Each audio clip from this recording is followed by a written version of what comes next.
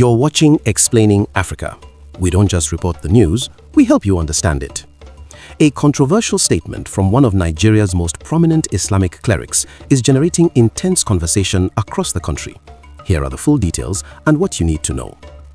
Islamic cleric Sheikh Ahmad Mahmoud Gumi has warned Nigerian security agencies against the use of aerial bombardment in the ongoing fight against banditry across the country. The cleric made this statement during his Ramadan tafsir in Kaduna.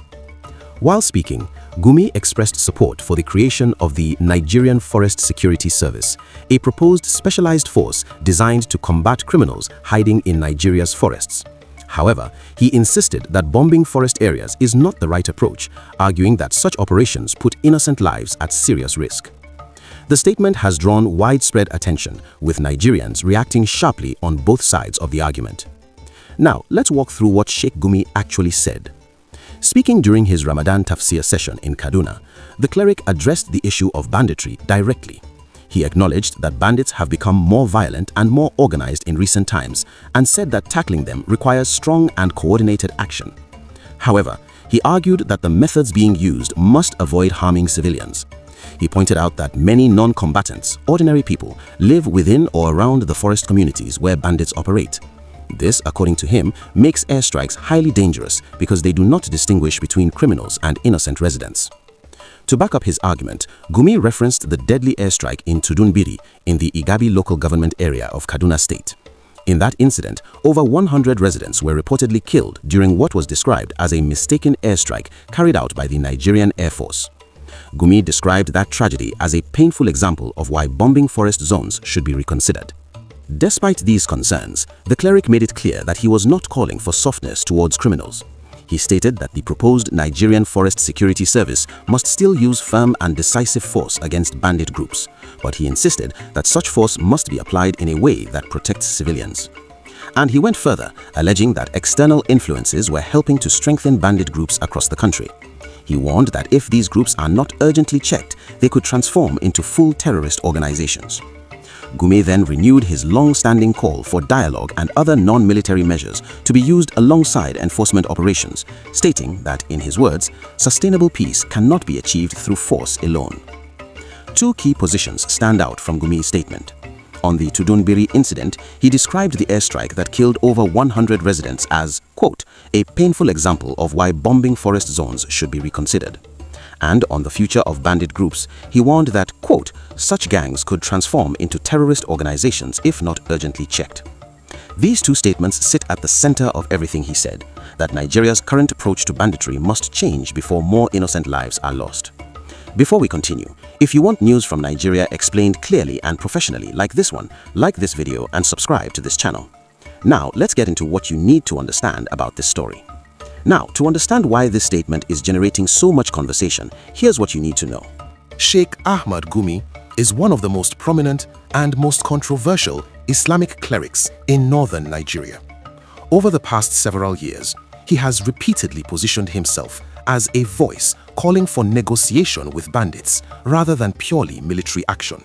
He has personally visited bandit camps deep inside forests across the northwest, sitting down face-to-face with armed group leaders. This has made him a deeply polarizing figure in the country. Some Nigerians see him as a peacemaker, genuinely trying to save lives. Others accuse him of sympathizing with the very people terrorizing communities. The Tudun Biri incident he referenced is not a small detail either. That airstrike, which took place in Igabi local government area of Kaduna State, remains one of the most painful security incidents in recent Nigerian history. Over 100 people, most of them civilians who had gathered for a Maulid celebration, were killed when the Nigerian Air Force reportedly carried out a strike that missed its intended target. The incident sparked national outrage and raised serious questions about whether aerial bombardment is a safe and reliable strategy in the fight against banditry. The Nigerian Forest Security Service that Gumi is supporting is a proposed new agency that has been gaining attention in public discussion. The idea behind it is to create a specialized force trained specifically to operate within Nigeria's vast forests.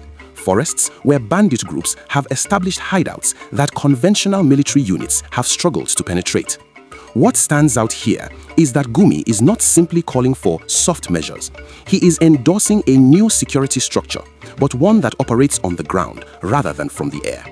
His warning that bandit groups could become terrorist organizations also connects to a concern that security experts have raised for some time. There have been reports of increasing links between certain bandit factions and extremist networks operating across the Sahel region of West Africa. If those reports are accurate, it means Nigeria's banditry crisis may not just be a local criminal problem. It could be part of a wider security threat spreading across the entire region. Many Nigerians, especially in the northwest where banditry has caused the most devastation, have pushed back strongly against Gumi's position. Their argument is straightforward. Bandits have unalived thousands of people, kidnapped entire communities, and destroyed livelihoods across multiple states. For many in these regions, aerial bombardment is one of the few tools that has actually forced bandit groups to retreat from certain locations. They see Gumi's call as protecting the very people who are terrorizing innocent Nigerians. On the other side, some Nigerians agree with at least part of what he said, specifically the concern about civilian casualties.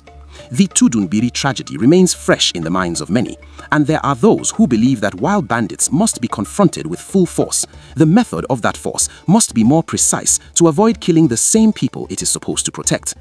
His call for dialogue has also divided opinion once again.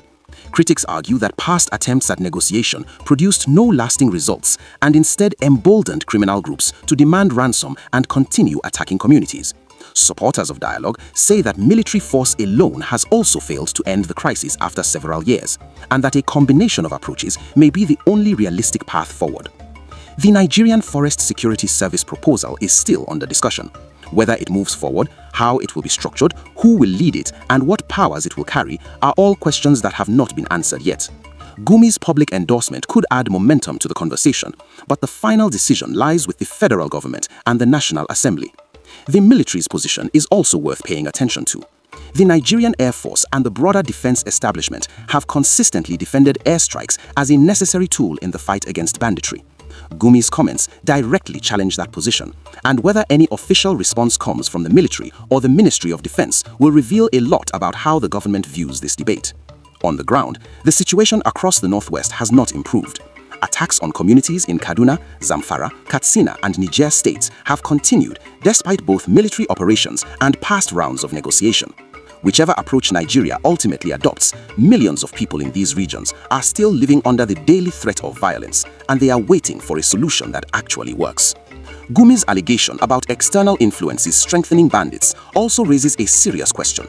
If security agencies take that claim seriously, it could open a wider investigation into cross-border networks and financing that may be fueling the crisis from outside Nigeria's borders.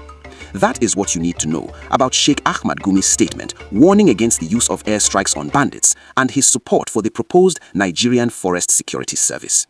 This is Explaining Africa. We don't just tell you what happened, we help you understand it. Like this video, subscribe to the channel, and tell us what you think in the comments.